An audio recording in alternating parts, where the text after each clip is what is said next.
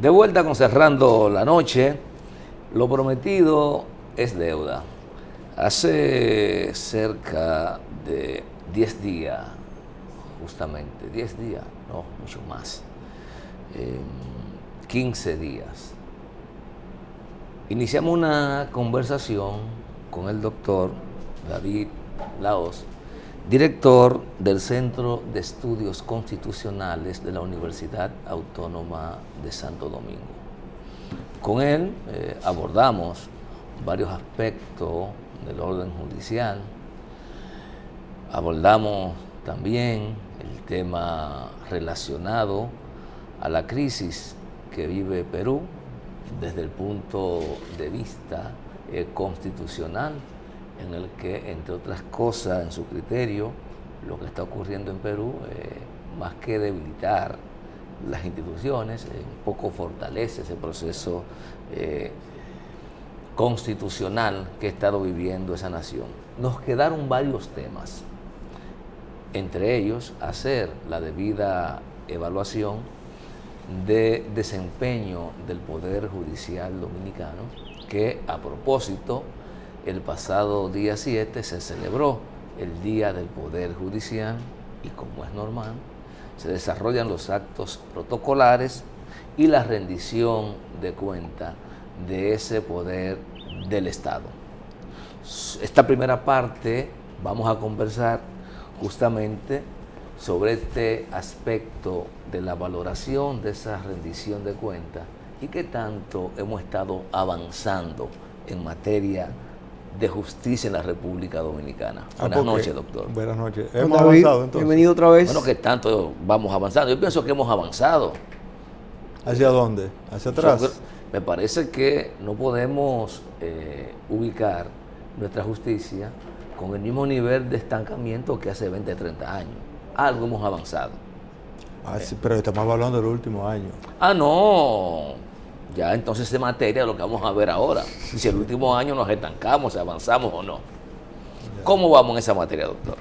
Sin novedades en el frente, como decía un viejo libro de los izquierdistas del siglo pasado. Yo creo que 2022 ha sido un año en el cual el país ha podido mostrar dinamismo en el plano de la elaboración de sentencia con el objeto de aplicar el contenido programático de la Constitución de la República.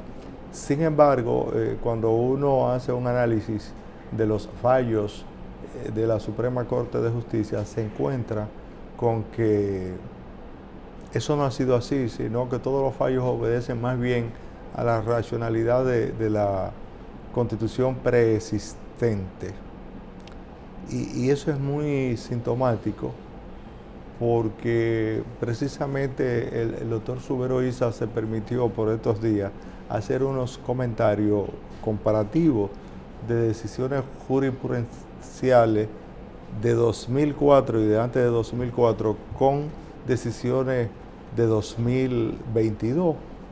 Y no la hizo haciendo juicio de valor, sino poniéndolo como temas a debatir, temas a discutir, porque ciertamente a juicio de él, y no le sobra razón, él no ve diferencia. Y nosotros entendemos que ciertamente el Constitucional, la Suprema está para plantearse novedades en función de la Constitución. Y sin embargo no ha sido así. Si tenemos una Suprema Corte cuyas tres salas, como la sala reunida, no tienen nada que exhibir en el último año. No hay novedades, no hay sentencias que hagan jurisprudencia, sino que se limitan a rutinas ya vistas, que no tienen nada que ver con lo que debería ser el ¿No ha habido ninguna decisión trascendente en lo que va de gestión de esta Suprema? No, en el último año no hay nada de novedad, se repite mucho lo mismo, incluso muchas coyunturas en que la Suprema Corte de Justicia perdió la oportunidad de hacer buenas jurisprudencias, y cuando se analizan sus decisiones se encuentra que se quedaron cortos en torno al tratamiento de temas que debieron ser decididos a la luz de la Constitución, y no fue así. Hay un conservadurismo notorio en la Suprema Corte de Justicia en sus 3 salas y en las salas reunidas también. No hay novedad. Y en materia, David, de los juicios online y toda esa digitalización y modernización aparentemente de la parte, todo lo que tiene que ver con la magistratura y el sentido juez, en sentido general, ¿no ha habido un avance en ese hay un avance porque hay una nueva ley, pero la Suprema no hace leyes, las leyes las hace el Congreso. Entonces los créditos son para el Congreso. Toca a la Suprema ahora poner en práctica esos aportes del Congreso, pero sobre esa temática todavía en lo que se refiere al ejercicio del derecho no se puede decir que haya fluidez, más bien lo que hay es estancamiento, y más que buscar un mecanismo ágil para los abogados en ejercicio y para personal administrativo, unos y otros lo que tienen es queja. Usted se acerca a una secretaria y lo que le dicen: nos han sobrecargado. Se acerca a los abogados y entonces dicen: nos han sobrecargado porque ahora tengo que hacer un procedimiento digital, pero mantengo el procedimiento presencial. Entonces no se ha deslindado un campo del otro de una forma práctica y que se vea de manera útil la utilidad de lo que se ha hecho. Entonces, o de lo que está en proceso de hacerse, porque faltan muchas cosas. Entonces, no se nota, o sea, como novedad no hay la efervescencia del abogado de ejercicio de decir: me han mejorado la vida, me he incorporado a la modernidad, me he incorporado al mundo digital de una manera que sí me beneficia a mí como profesional. Eso no lo hay. Entonces, si te vas a los jueces, por igual, porque hay muchas deficiencias, o sea, no sabemos si son deficiencias técnicas, si son deficiencias de equipos o si es problema del sistema eléctrico, porque no estamos hablando de un tema del Distrito Nacional o de la provincia de Santo Domingo. Cuando tú te desplazas hacia el interior del país, el problema, en lugar de disminuir, aumenta. En el interior se han puesto, por ejemplo, las oficinas del COVID, de que tú tenías que depositar en un determinado punto toda tu papelería. Pero si tú preguntas en ese mismo centro, si tú desde tu oficina puedes enviar esa papelería, te dicen que no, que tú tienes que hacerlo de forma presencial y tú la depositas. Pero cuando vas a la sala del lugar donde depositaste en el centro de documentación, entonces la sala tiene problemas, porque a veces no le ha subido lo que llegó al centro, o en la distribución de esa documentación a las partes hay serias deficiencias e incluso desigualdades, porque hay muchos casos en la que una de las partes accede a la documentación, pero las demás no.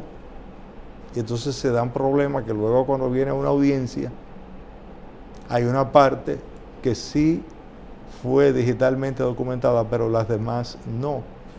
Entonces el resultado es como si no se le hubiese dado a ninguna, porque hay que aplazar para que los demás tengan en igualdad de armas procesales para seguir con el juicio. Entonces así anda la justicia, es decir, con temas que más que avance significan estancamiento. Te quiero formular 2 preguntas, pero vámonos por partes. Yo he notado que esta Suprema Corte de Justicia vende como hecho sin precedente haber logrado prácticamente eliminar la mora judicial. Yo no sé si en el Poder Judicial completo o solo en la Suprema Corte de Justicia, pero tampoco estoy convencido, y quiero que me ayuden, si necesariamente eliminar la mora judicial significa impartir justicia. Son dos cosas para mí diferentes. Pueden ir de la mano y no pueden ir de las manos. Bueno, en ese campo es muy difícil hacer una evaluación porque hay una nueva ley de procedimiento de casación y quizás los comentarios que yo haga no se ajusten a la nueva realidad de que hay una ley nueva de casación. Entonces, lo que se diga pero en el no plano... ya se está implementando. Acaba de ser aprobada. Sí, acaba de ser aprobada, pero es ya la que crea el marco sobre el que hay que hablar. Pero yéndonos a su circunstancia previa, que quizás es lo que tú te planteas, la Suprema actual está empantanada en una serie de situaciones procesales que no han sido dilucidadas. Por ejemplo, se le ha preguntado a los miembros de la Suprema y a la Suprema misma como órgano, ¿por qué tantas declaratorias de inadmisibilidades? Porque cuando un tema se lleva a casación es porque las partes entienden que se debe conocer. Y la inadmisibilidad es no admitir, es decir, es un momento en que la Suprema, sin haber estudiado nada, entonces rechaza el recurso. Que los comentarios que hablaba de Subero ahorita van en ese sentido, de que se da la situación de que mientras la Suprema declara inadmisibilidad sin argumentar, el Constitucional también está declarando inadmisibilidades, pero motivando, dice Subero, y entonces son novedades conflictivas, contradictorias, pero parte quizás de la novedad, como lo pone él. Entonces, esa situación la Suprema no la ha deslindado debidamente, porque las inadmisibilidades muchas veces son puntuales, cuando hay perención de instancia y ese tipo de cosas, pero no siempre. Pero resulta que hay una serie de fallos que no han sido dictados y sí hay mora judicial, sí existe mora judicial, porque, por ejemplo, cuando dos litigantes presentan un recurso y una de las partes deja en el plazo que tiene para ello presentar sus argumentos, no lo hace, entonces la Suprema simplemente te deja el expediente a expensa de lo que la otra parte quiera. Es decir, si se tarda 20, 50 años en responder, entonces ese mismo tiempo dura el expediente y te instiga a ti como litigante a que motive a la otra parte, a que intime a la otra parte, a que cumpla con algo, asunto que nosotros entendemos contraproducente, porque el otro sabrá por qué no argumenta y por qué prefiere que ese expediente siga, como se dice, archivado y que no se conozca. Entonces es una situación nueva que se presenta con la actual Suprema Corte, que ha decidido que la casación sí hay que presentarse a concluir, sí hay que hacer presencia, y prácticamente que los expedientes, si no son objeto de audiencia, no quedan en estado de fallo, y si una de las partes no ha depositado su papelería, tampoco queda en estado de fallo. Entonces ahí hay una situación difícil, porque como tú combinas a una parte que no tiene interés en presentar documentación o que no tiene interés en los resultados de un recurso, a que lo haga. ¿Cómo tú lo obligas? O sea, es prácticamente imposible. Y entonces eso genera una mora judicial, y sobre eso la Suprema no ha dicho nada, por ejemplo. Y están los casos de los recursos de casación que se repiten. O sea, hay expedientes que tienen un primer recurso de casación, tienen un segundo y tienen un tercero, y por la causa que te explicaba, también están ahí. Y eso es mora judicial. ¿Por qué? Porque la Suprema, en sus motivaciones, no ha creado un mecanismo expedito para que esos expedientes ciertamente fluyan y sí desaparezca la mora judicial. Entonces, eso se mantiene y obviamente hay que ver cómo cae eso ahora en el marco de la nueva ley. Habría que ver qué salida se va a buscar, pero en el marco a que se refiere la Suprema no se puede hablar de que no hay mora judicial, porque sí la hay. Hay muchas quejas también, aparte del tema de que se dice que esta es la suprema de las inadmisibilidades en todas las materias. Usted no se sorprenda que usted encuentra su caso declarado inadmisible. Pero también se dice que esta Suprema no tiene consistencia en su criterio jurisprudencial, aunque no sean trascendentes, que varían mucho sus criterios. Sí. Que usted ve un fallo hoy, en un mes puede ver un caso de igual naturaleza con una decisión diferente a la anterior. Sí. Ese es un tema que es similar al hecho de que se entiende que los tribunales inferiores no quedan obligados por las decisiones de la Suprema.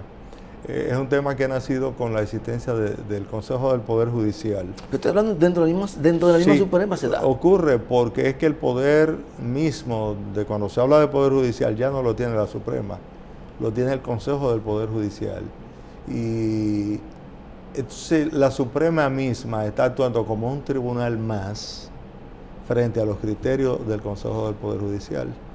Porque resulta que el Consejo del Poder Judicial es quien evalúa, es quien observa el trabajo de todos los tribunales de Suprema, Corte de Apelaciones, Juzgado de Primera Instancia y Juzgado de Paz. Y entonces, muchas veces, los jueces, incluidos los de la Suprema, no se preocupan en hacer jurisprudencia, sino en cómo va su calificación frente al Consejo del Poder Judicial. Esa es una distorsión, es otra discusión que existe, y hay algunos que hablan de la pertinencia de eliminar ese órgano o de quitarle funciones, porque ciertamente está creando trastorno en la elaboración de la jurisprudencia en la Suprema Corte de Justicia, porque en lugar de unificar, lo que hace es que dispersa el criterio de los jueces. Don David, con su permiso tenemos que ir a una pausa ya para venir con la parte final de esta interesante entrevista. Señores, conversamos con David Lao, director del Centro de Estudios Constitucionales de la Universidad Autónoma de Santo Domingo. Vamos a la pausa y volvemos en breve.